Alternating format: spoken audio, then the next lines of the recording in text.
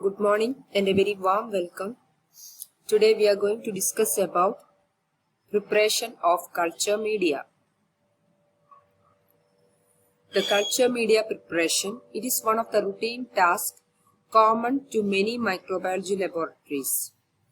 The way you handle your culture media from storing it before preparation to lifting the agar plate lid to incubation, this may affect your results.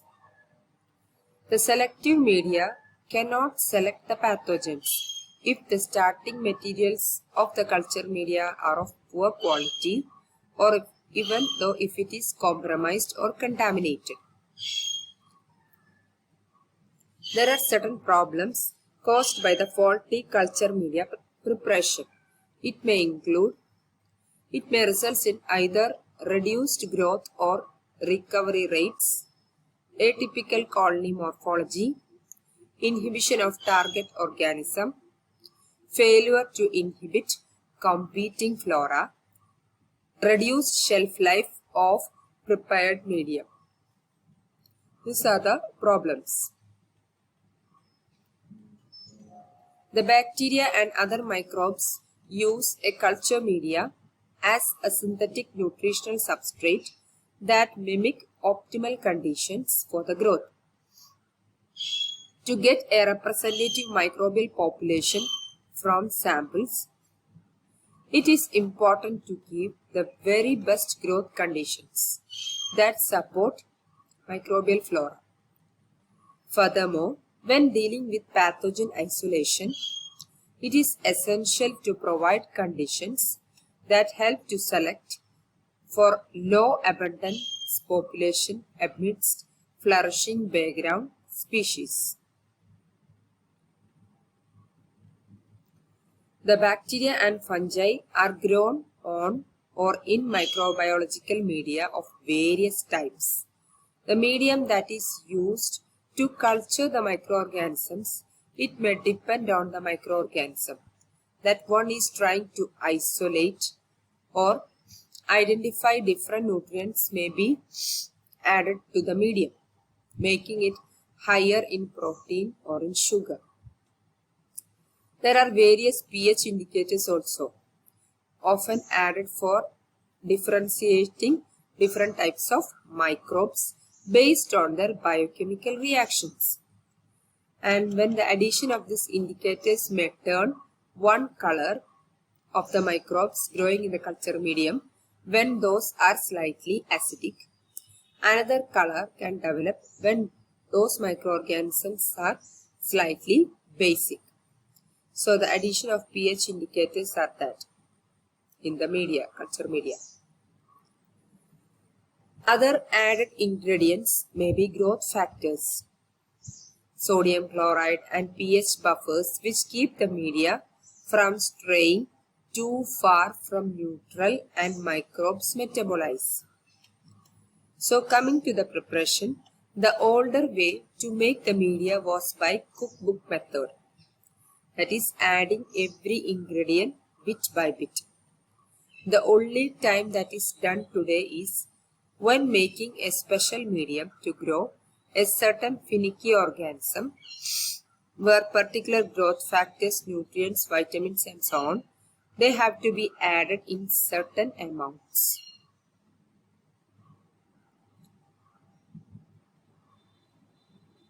This medium is called chemically defined medium or synthetic medium. Fortunately, the most common bacteria that we want to grow will do nicely with media that we commonly used in the lab. Some of our media is bought, but most is produced in the preparation area behind the lab. Since this type of media has some unknown ingredients or sometimes unknown quantities, such media are called complex media. So nowadays there are certain media which is already prepared. That is called complex media. And we doesn't know the quantities of ingredients. It is really very simple to make this complex media these days. Rehydrate the powder form of the media. Now all the media are available in the already prepared form. By addition of the water, we can get that media. Stir and boil the agar medium to get the agar powder dissolved, if making an agar medium rather than a broth medium. Then distribute that medias into either tubes or plates. Then autoclave to sterilize the tube media. Autoclave the agar medium for the plate production and then pour into sterile petri dishes. When microbiological medium has been made, either using cookbook method or ready-made media, while we are adding with correct amount of water, stirring and heating to dissolve agar. After the preparation in the tubes, we are keeping it for sterilization. When the microbiological medium is made, it still has to be sterilized. Why? Because of the microbial contamination from the air, glasswares or through the hands, etc. Within a few hours, there will be thousands of bacteria reproducing in the medium. So, it has to be sterilized quickly before the microbes start using the nutrients up.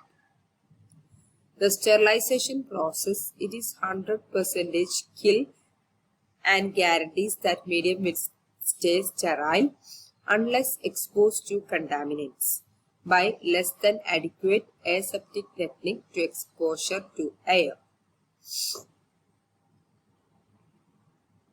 So this is the autoclave. Already we had learned about this autoclave, and that is called culture media. And during the autoclave, steam from the jacket enters into the chamber like this, and steam which moves through the exhaust pipe to drain, and steam supply is directly from here, and moving through this it can enter inside. Most sterilization is carried out with autoclave. Basically, it is a huge steam cooker. Steam enters into the jacket surrounding the chamber. When the pressure from the steam is at certain point in the jacket, the valve allows the steam to enter the chamber. By opening, the pressure will go up over 15 pounds per square inch. At this point, time begins to count down, and that is usually 15 minutes, depending upon the type of media. I think you are familiar with these ideas.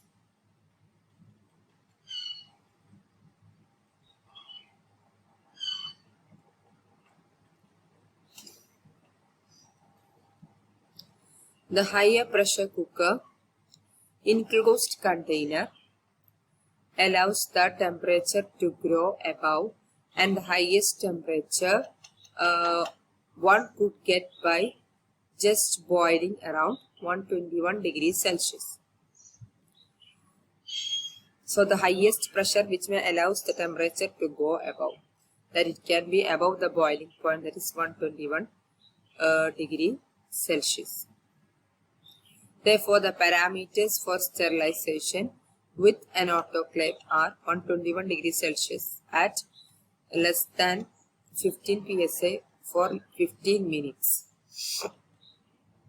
15 minutes is the thermal death time for most of the organisms, except some really hardy performers. The prepared medium is distributed in different ways, depending upon the one is making.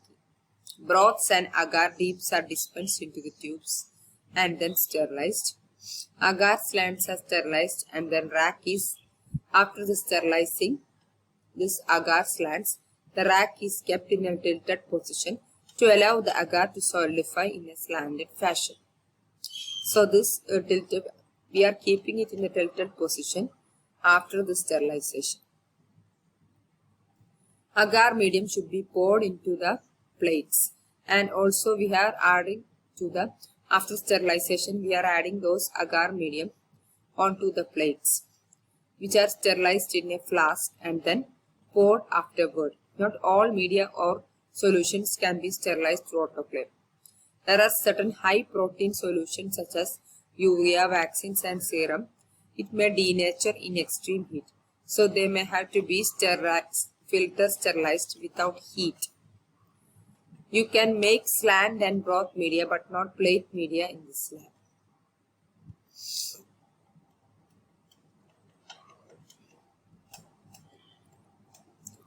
So next is the general procedure to make media, and we are taking example. This is the method for preparing TSI slants. So I am showing. Begin making the medium or broth by pouring 250 ml of distilled water. There is not the correct amount for all the media.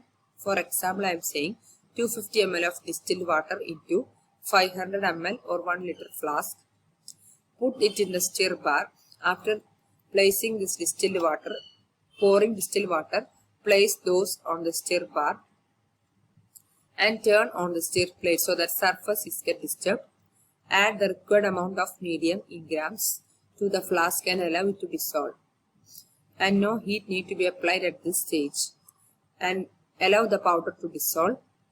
Once the powder is dissolved, then we can pipette some amount from the medium. With the remaining solution, allow them to stir. Then add 2 grams of agar powder. Why the agar powder is adding? To make it solidified. Next step will require you to apply heat. Next is applying heat. Before you do this, however, you should be aware that agar has a strong tendency to boil over when it reaches 100 degrees Celsius. At first sign, the mix is nearly boiling. So when it starts boiling, remove it from the hot plate. And do not simply turn off the heat, letting the flask to sit there. You should place that, remove that flask from the hot plate immediately. Don't allow to sit on that heat. The metal plate retains a significant amount of heat, and turning off the heat will not prevent the flask from the boiling over. That is why we are removing it immediately from the hot plate after boiling coming.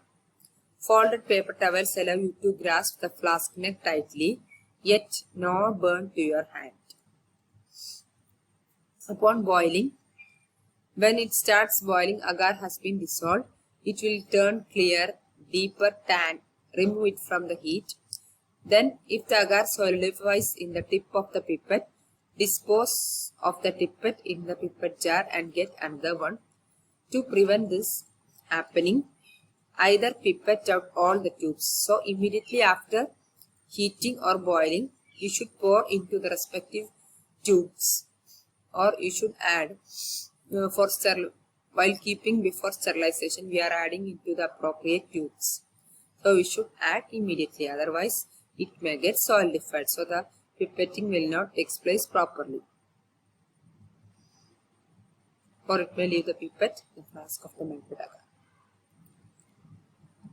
So these are certain techniques apart from sterilization we are using to sterilize the media.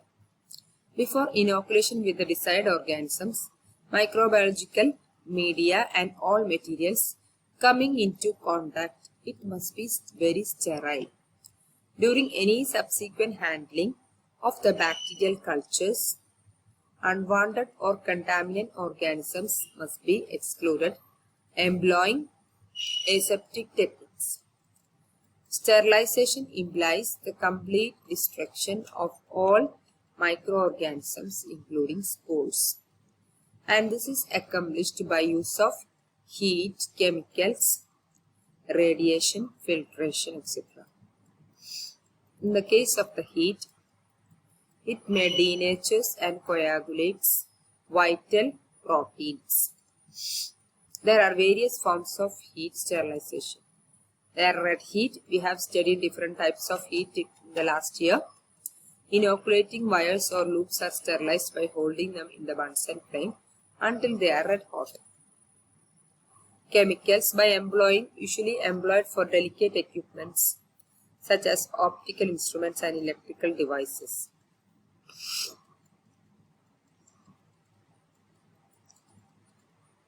Apart from the